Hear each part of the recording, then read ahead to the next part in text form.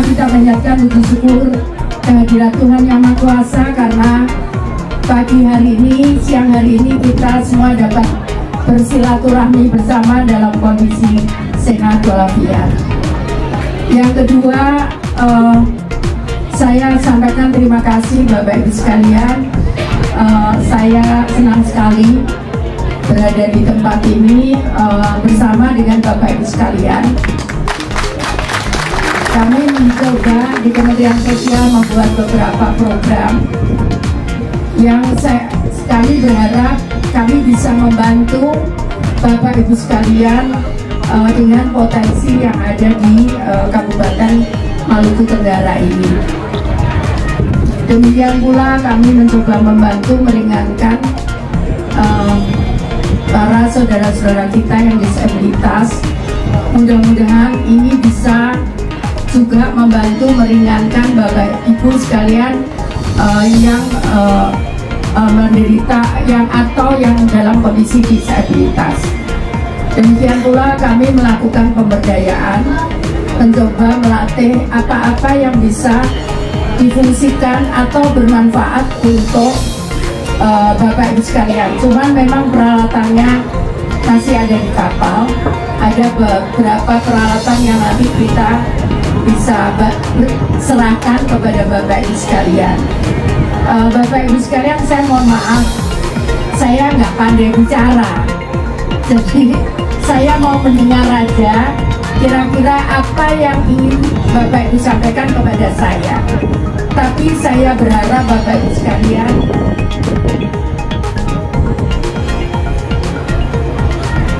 saya pernah jadi wali kota Surabaya. 10 tahun saya jadi wali kota Surabaya. Saya mencoba memberikan ruang kepada anak-anak di Surabaya untuk mereka bisa berprestasi. Bukan hanya, saya sampaikan dulu, meskipun kami dari Surabaya, bukan hanya anak Surabaya, anak Jakarta saja yang bisa berhasil.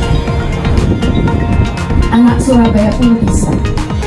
Demikian pula Bapak Ibu sekalian, anak-anak di Maluku Tenggara ini, mereka bisa berhasil dan mereka bisa sukses. Tidak ada yang tidak mungkin bagi Tuhan. Semua mungkin. Karena itu Bapak Ibu sekalian, saya berharap kita bersama para orang tua ini memberikan ruang dan tempat untuk anak-anak kita bisa berprestasi. Bapak Ibu sekalian yang saya hormati, saya hanya tidak ingin memberikan contoh yang jauh. Saya adalah anak seorang biasa. Saya harus bekerja keras untuk saya bisa sekolah, dan bahkan saya kuliah dengan beasiswa. Saya tidak punya uang saat mendapatkan rekom untuk menjadi wali kota.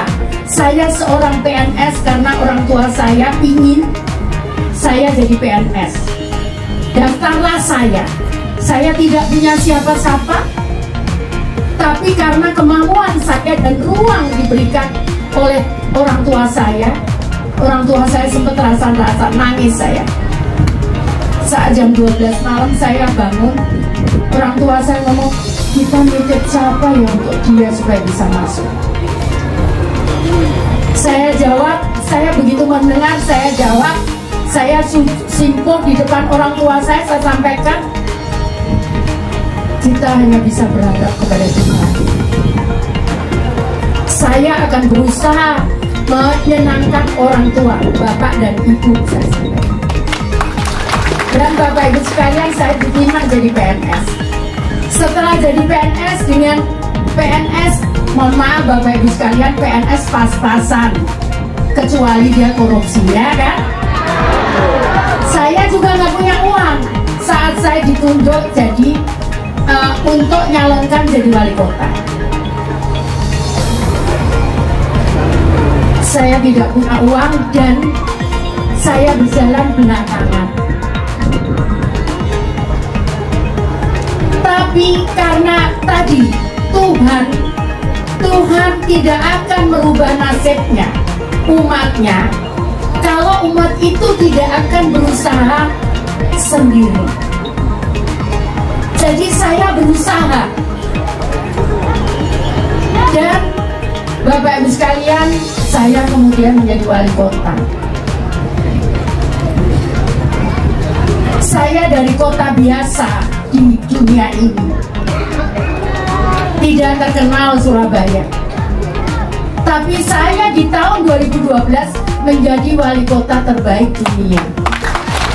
Saya hanya ingin menyampaikan kepada Bapak Ibu sekalian bahwa putra putri Bapak Ibu sekalian bisa dan bisa dan bisa, karena Tuhan kita maha adil, untuk berhasil dan untuk sukses.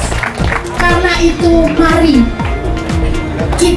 saya selalu sampaikan ini kepada para orang tua, kita berikan ruang kepada anak-anak kita. Saya bawa peralatan untuk seluruh sekolah di sekolah ini. Saya berharap tidak ada yang tertinggal. Nanti kalau tertinggal saya bisa dikatakan. Saya berharap anak-anak di Pulau K besar ini, dia bisa berprestasi dan sukses seperti anak-anak lain di Jakarta, di Bandung, di Surabaya, di Malang. Bisa Bapak Ibu sekalian. Karena itu tolong dibantu, berikan ruang kepada mereka untuk mereka bisa berprestasi.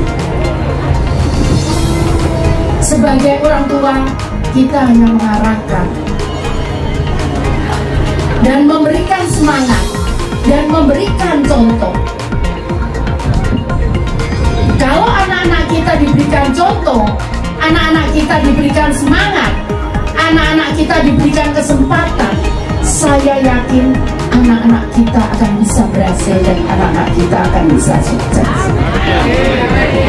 Jadi karena itu Bapak Ibu sekalian, saya mohon dengan hormat, ini ada tokoh agama, ada tokoh masyarakat, ada para raja dan kepala oboy. Saya mohon dukungan untuk anak-anak kita dari Pulau K besar ini, Maluku Tenggara, mereka bisa berhasil dan mereka bisa sukses di Indonesia, bahkan mungkin di dunia, karena mereka berprestasi. Bapak Ibu sekalian, sekali lagi, tidak ada yang tidak mungkin bagi Tuhan.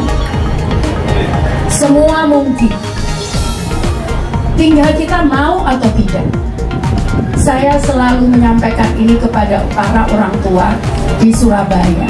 Saya bergerak dari hanya 89 saat saya awal tahun saya menjabat, hanya 89.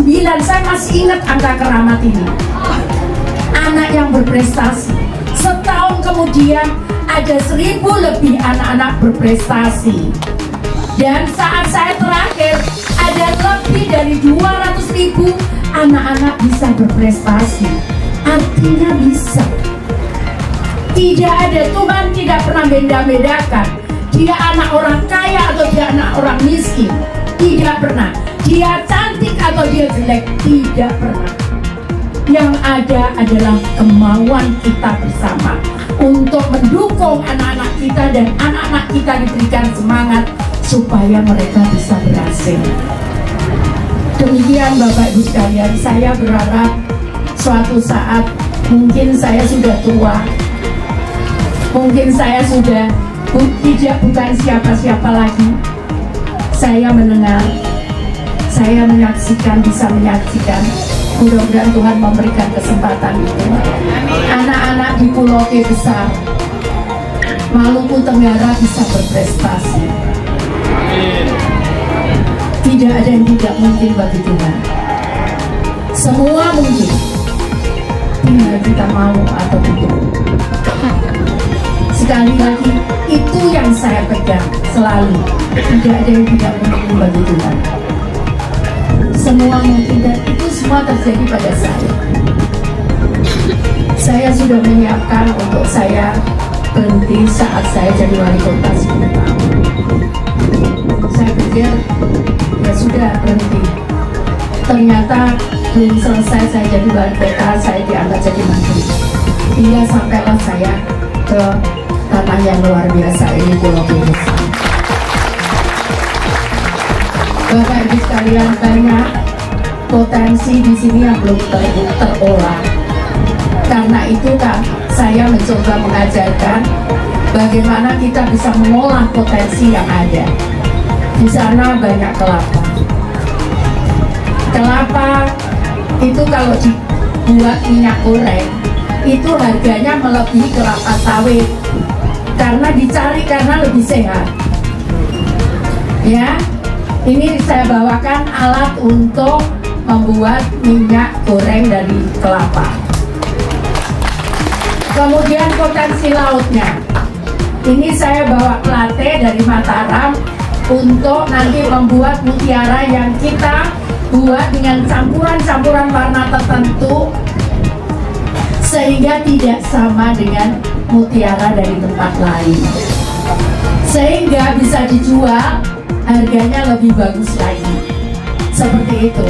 Kita diskusi untuk ini, terus diskusi bagaimana bisa mengangkat potensi yang ada di sini bisa menjadi sesuatu mata pencarian Bapak Ibu sekalian. Saya dulu memang saya coba saat saya jadi wali kota lumayan berhasil. Saya dari 32% penduduk yang miskin, saya selesai wali kota tinggal 4,2%. Ya. Kemudian Bapak Ibu sekalian, saya mencoba membuat itu di Indonesia. Saya mulai 2023 akhir sampai dengan 2024 bulan Juni kemarin, dari orang yang menerima bantuan sosial PKH dan PPNT keluar dari kemiskinan, mereka keluar karena pendapatannya sudah di atas 5 juta. Ada 28.000, 1 tahun 28.000 sudah keluar, mereka sudah nggak terima bantuan sosial lagi karena pendapatannya sudah di atas pendapatan UMK. Nah, bahkan Bapak Ibu sekalian, saya juga kaget kalah gajinya Pak Bupati yang dulunya pendapatannya hanya 100.000 per hari, sekarang pendapatannya 10 juta per hari. Kalah saya, kalah Pak Bupati, kalah bapak-bapak di sini, kalah. Saya juga kaget Pak, waktu dipresentasikan saya ngomong itu salah kali, kok 10 juta, mungkin 1 juta tuh salah no kelebihan no. Ajudan saya, ya saya ngomong mana? Ajudan saya balik, betul Bu, itu 10 juta. Betul Pak. Kalau di Surabaya udah bahkan miliaran Pak. Yang saya latih dari nol, suaminya PHK, saya latih sudah. Makanya ibu-ibu jangan nyerah nanti ya. Yang kita latih, ya Tuhan tidak akan merubah nasib kita kalau kita tidak merubah nasib kita sendiri. Kita pegang itu ya, betul? Nah, mari kita rubah nasib kita, karena ini ada Pak Yai, Pak Ustadz, ada Pak Pendeta. Saya bisa dicek di dalam kitab agama. Jadi Bapak Ibu sekalian, takdir itu, takdir mati dan takdir hidup. Kalau kita sudah berusaha, saya pernah pergi ke Amerika, saya nanya berapa kali kamu gagal karena buat ini. Dia bilang 99 kali gagal. Dia gak putus asa karena dia percaya bahwa ada Tuhan di sana yang akan membantu kita. Jadi kalau satu kali gagal, jangan takut, bangkit lagi sampai suatu saat gagal takut pada kita.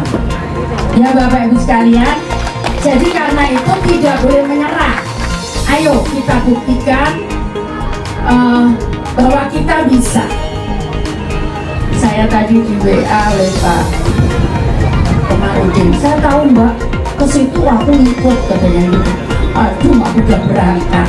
Artinya bisa. Pak Komarudin itu sekarang jadi DPR RI.